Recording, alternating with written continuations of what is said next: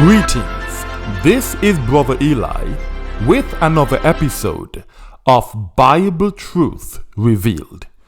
Today's teaching is entitled, Is it a sin to have dreadlocks? That is it a sin to have dreadlocks? The world is full of ignorant people who choose to discriminate against anyone that has dreadlocks.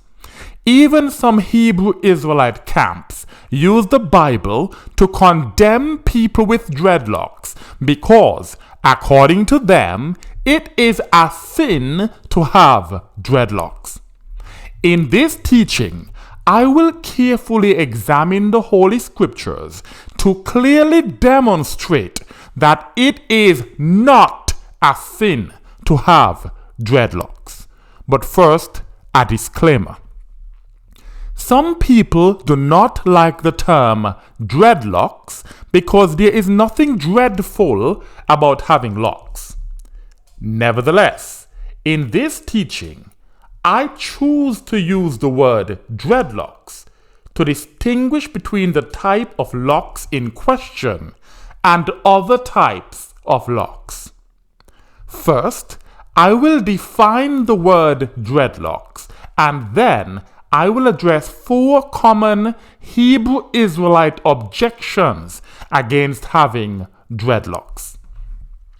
The Merriam-Webster Dictionary defines the word dreadlock as a narrow rope-like strand of hair formed by matting, braiding, or twisting. That's a lock.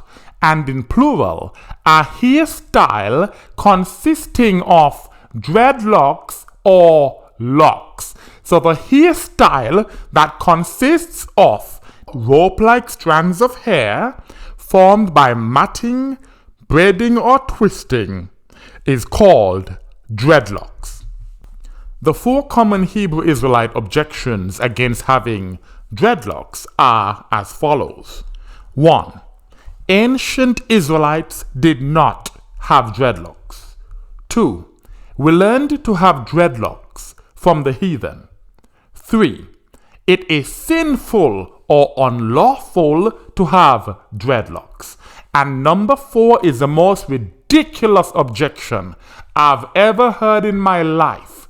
It is only people with leprosy had dreadlocks in ancient Israel. Only people with leprosy were supposed to have dreads, according to the Bible. Objection number 1. Ancient Israelites did not have dreadlocks. To disprove this objection, I will present a clear case of an Israelite who had dreadlocks in the Holy Scriptures, and I will be reading from the Brenton Septuagint translation. 2 Kings chapter 14, verses 25 to 26 is 2 Samuel chapter 14 in the KJV. I will be reading 2 Kings chapter 14, verses 25 to 26 in the Septuagint. It reads thus. And there was not a man in Israel so very comely, that means handsome, as Absalom. From the sole of his foot even to the crown of his head, there was no blemish in him. And when he polled his head, so that's when he cut his hair, and it was at the beginning of every year that he polled it, because it grew heavy upon him. So the reason why he cut his hair at the beginning of every year was because it grew heavy upon him. His hair was getting too long and too heavy. Even when he polled it, he weighed the hair of his head 200 shekels, according to the royal shekel. How much is 200 shekels? The Geneva Study Bible says, which weighed 6 pounds 4 ounces after half an ounce the shekel. The only way that Absalom's hair could weigh 6 pounds and 4 ounces is if he had very long dreadlocks. Dreadlocks can become heavy when they are exceptionally long. Generally, hair that is not locked does not weigh as much as dreadlocks of the same length.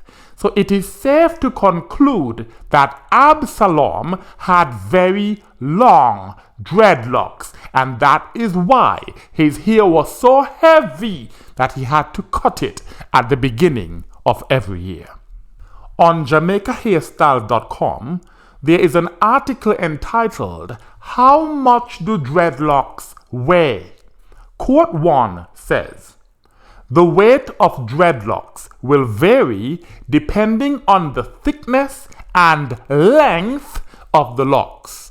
They can weigh anywhere from 0.5 to 3 pounds. So anywhere from a half a pound to 3 pounds, or even more if they are very long or heavy with products like gel or wax."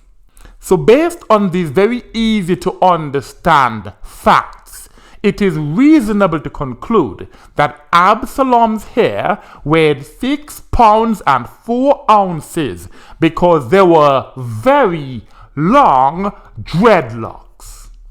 Quote number 2 says, "The weight of new dreads is approximately the same as your old hair. So when you start getting dreadlocks, you don't feel the difference in weight compared to your hair before they started to lock."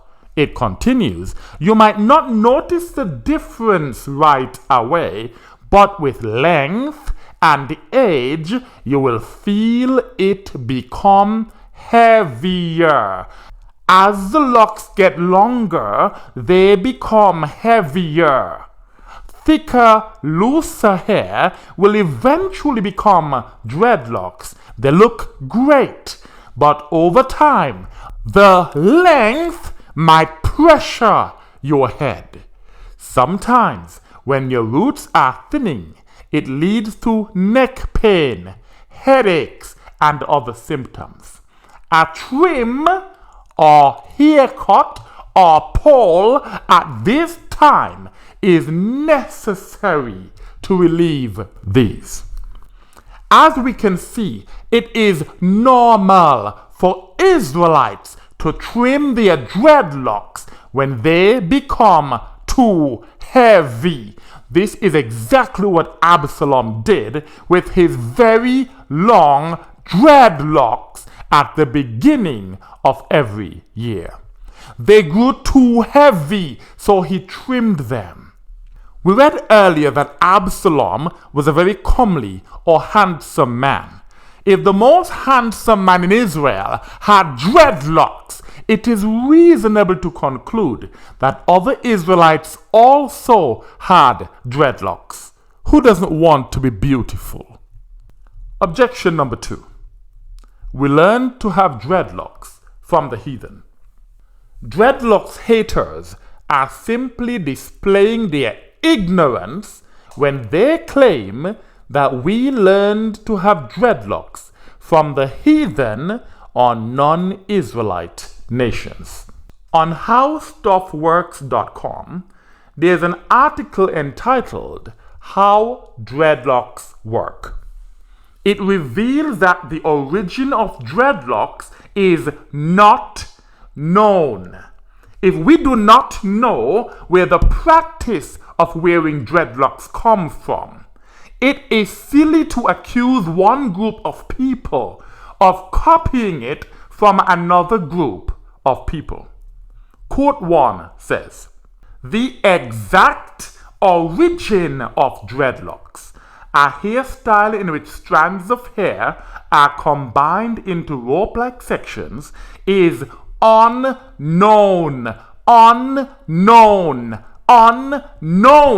But there is evidence that people wore them thousands of years ago.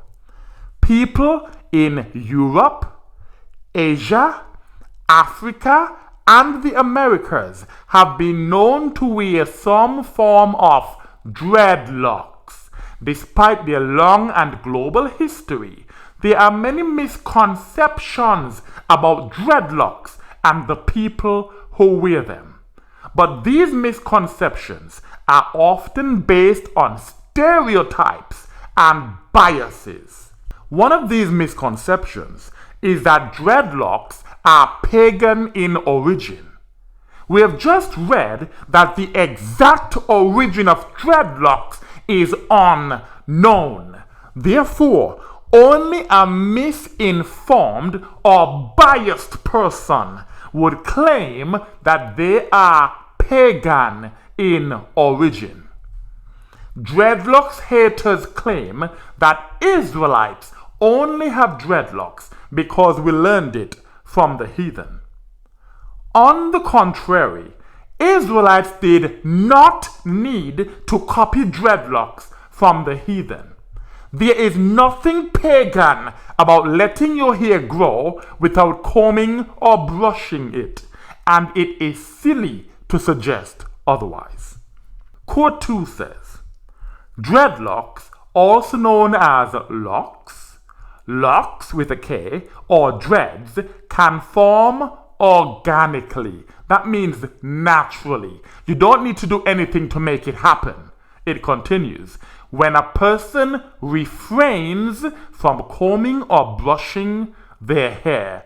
So just by not combing or brushing our hair will begin to lock, to form dreadlocks organically. It continues. That doesn't mean they're necessarily dirtier or messier than other hairstyles. People who form them this way still clean and care for their hair. Dreadlocks haters say that dreadlocks are for leprous people who do not comb or brush their hair. Only people with leprosy were supposed to have dreads, according to the Bible. This is a stupid, ignorant statement because people with dreadlocks spend as much time cleaning and caring for their hair as people who don't have dreadlocks. Instead of spreading misinformation, why not ask someone who has dreadlocks about how they care for or clean their hair? Our forefathers cleaned and cared for their hair, and that did not prevent them from having dreadlocks. Quote 3 says, people with African ancestry who have tightly coiled, kinky hair, or people of any race whose hair is curly and falls into ringlets have an easier time forming dreadlocks. The Israelites have African ancestry, and we have curly and kinky hair. This means we can effortlessly grow dreadlocks just by leaving our hair to lock organically. Common sense confirms that our forefathers did not get the practice of wearing dreadlocks from the heathen. It happens naturally when we do not comb or brush our hair. Objection number 3. It is sinful or unlawful to have dreadlocks. Dreadlocks haters claim that the Nazarites had to comb or brush their hair, and if they did not do so, they would be breaking the law. Therefore, let's examine the Nazarite vow so I can demonstrate that it does not require a person to comb or brush his or her hair. Numbers chapter 6, and I will read from verse 1 to verse 8. That's Numbers chapter 6, verses 1 to 8. And it says, and the Lord spoke to Moses, saying, speak to the children of Israel, and thou shalt say to them, whatsoever man or woman shall specially vow a vow to separate oneself with purity to the Lord, he shall purely abstain from wine and strong drink. And he shall drink no vinegar of wine or vinegar of strong drink. And whatever is made of the grape he shall not drink, neither shall he eat fresh grapes or raisins all the days of his vow. He shall eat no one of all the things that come from the vine, wine from the grape stones to the husk, all the days of his separation. Now we are going to hear about the hair. A razor shall not come upon his head until the days be fulfilled which he vowed to the Lord. He shall be holy, cherishing the long hair of the head all the days of his vow to the Lord. He shall not come nigh to any dead body, to his father or his mother, or to his brother or his sister. He shall not defile himself for them when they have died, because the vow of God is upon him, on his head. All the days of his vow he shall be holy to the Lord. Israelites who took the Nazirite vow were forbidden to cut their hair, but the Nazirite vow says nothing about combing or brushing one's hair. This means that a Nazirite could allow his or her hair to lock without breaking any commandment. This is why Samson, who was a Nazirite from the womb, is usually depicted with dreadlocks.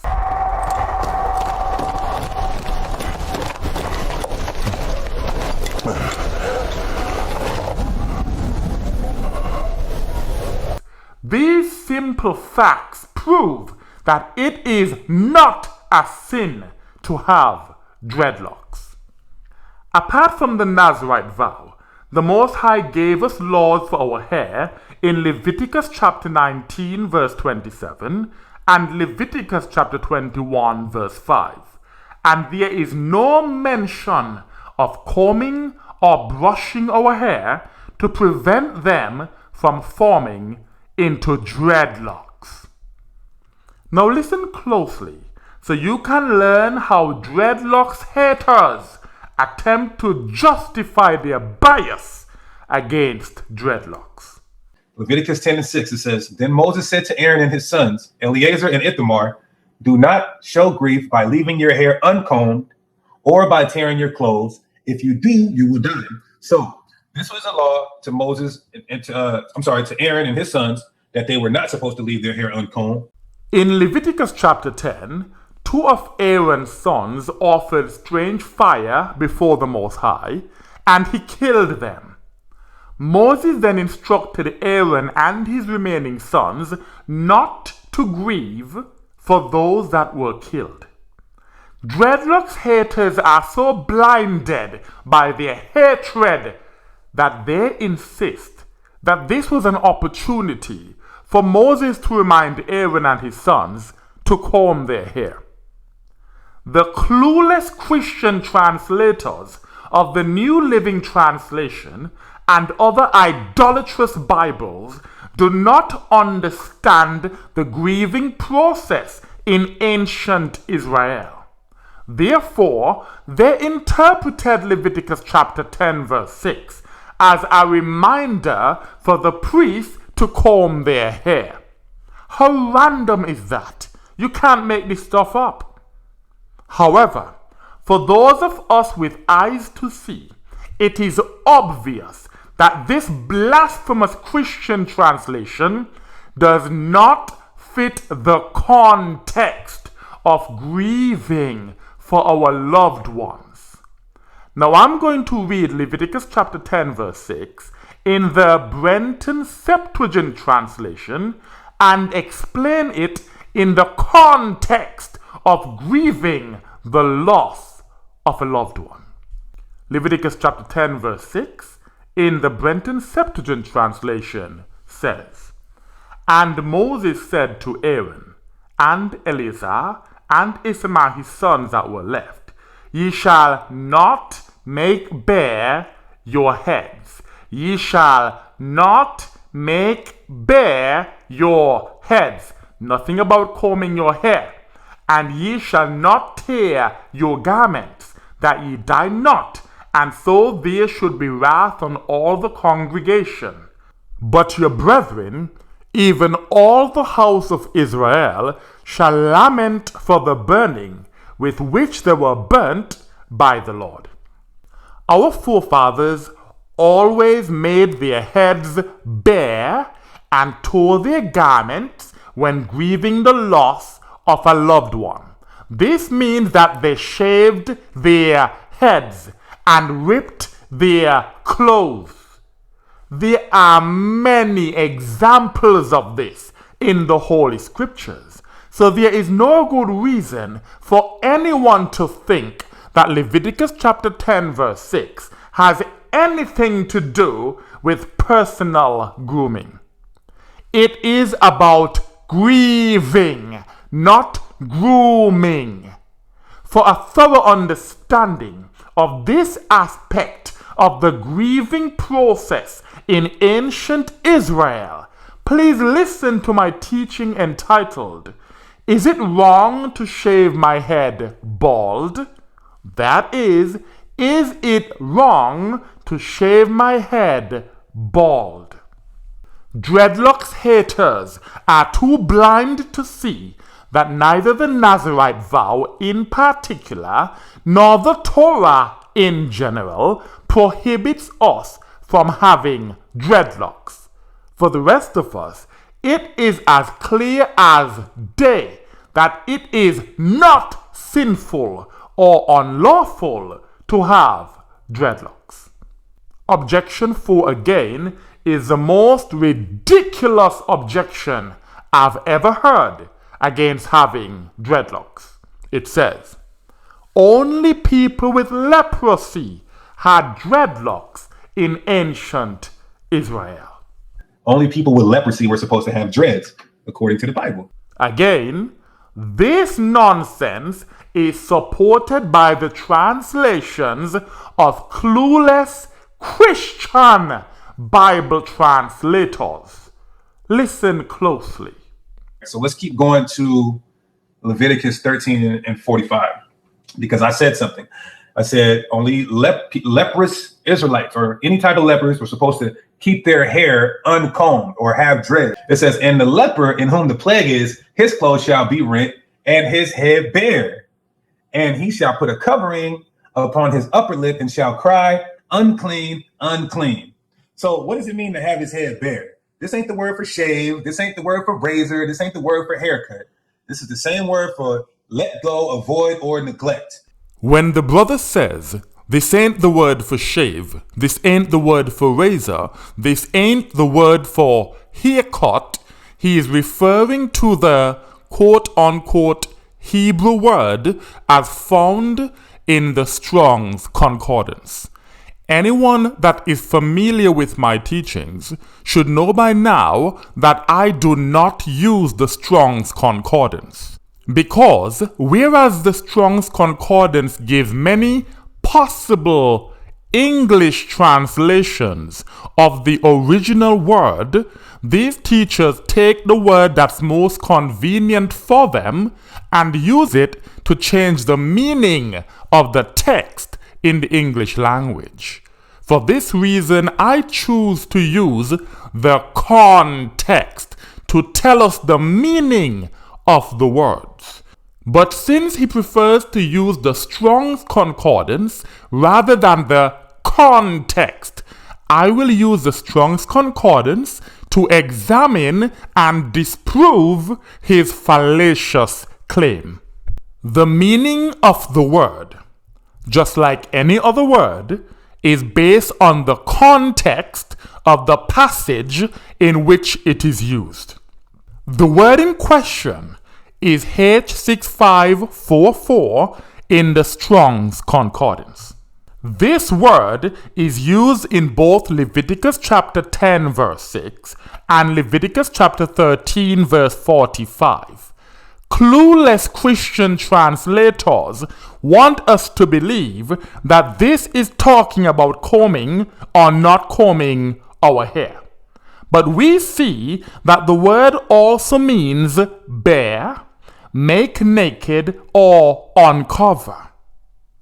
In the case of Leviticus chapter 10, verse 6, Aaron and his sons were forbidden to make their heads bare, or naked, or uncovered. This means they were not allowed to shave their heads because they were not allowed to grieve the death of Aaron's sons. In Leviticus chapter 13, verse 45, the leper's head had to be made bare, made naked, uncovered. This simply means that the leper's head had to be shaved. The meaning of the word depends on the context. And in both of these passages, it's talking about shaving or not shaving your hair. It's not talking about combing or not combing your hair. We've already established that combing or not combing is irrelevant to the grieving process in ancient Israel. But shaving is relevant. So H6544 has the same meaning in both passages, and both the context and common sense prove that it means to make one's head bare by shaving one's hair. It has nothing to do with combing your hair. Now I will read the same passage in context from the Brenton Septuagint translation to demonstrate that lepers did not have dreadlocks in ancient Israel. In fact, they were among the only people who could not have dreadlocks. In other words, we will discover that the passage is saying the very opposite of the nonsense that we just heard. Only people with leprosy were supposed to have dreads, according to the Bible. Leviticus chapter 13, I will read verses 40 to 45. That's Leviticus chapter 13, verses 40 to 45. It reads thus: "And if anyone's head should lose the hair, he is only bald, he is clean. And if his head should lose the hair in front, he is forehead bald, he is clean. And if there should be in his baldness of head, or his baldness of forehead, a white or fiery plague, it is leprosy in his baldness of head, or baldness of forehead. And the priest shall look upon him, and behold, if the appearance of the plague be white or inflamed in his baldness of head, or baldness in front, as the appearance of leprosy in the skin of his flesh, he is a leprous man. The priest shall surely pronounce him unclean. His plague is in his head." So this balding man is a leprous man. Verse 45. "And the leper in whom the plague is, let his garments be ungirt, and his head uncovered. And let him have a covering put upon his mouth, and he shall be called unclean." So when a person caught leprosy, his hair gradually fell out. He lost his hair. This is why there is so much talk of baldness in this passage about leprosy. When a person was pronounced unclean with leprosy, whatever little hair he had remaining was to be removed or shaved. This is the meaning of his head being uncovered. This has nothing to do with having dreadlocks. Bald people do not have dreadlocks. This is common sense. This is not deep. But if you are too blind with hatred, you can go as far as to conclude that this passage is saying that people with leprosy had dreadlocks in ancient Israel. To be perfectly clear, lepers were among the only people who could not have dreadlocks in ancient Israel because their heads had to be shaved. In conclusion, it is not a sin to have dreadlocks. Also, as Israelites have curly and kinky hair, it is very easy for us to have dreadlocks. Therefore, there is no good reason to believe that we copied it from the heathen. If the Most High did not want us to have dreadlocks, He would have told us so. I pray that my people will stop allowing blind and ignorant dreadlocks haters to discourage them from having dreadlocks if they choose to do so. And with that I say, Salam.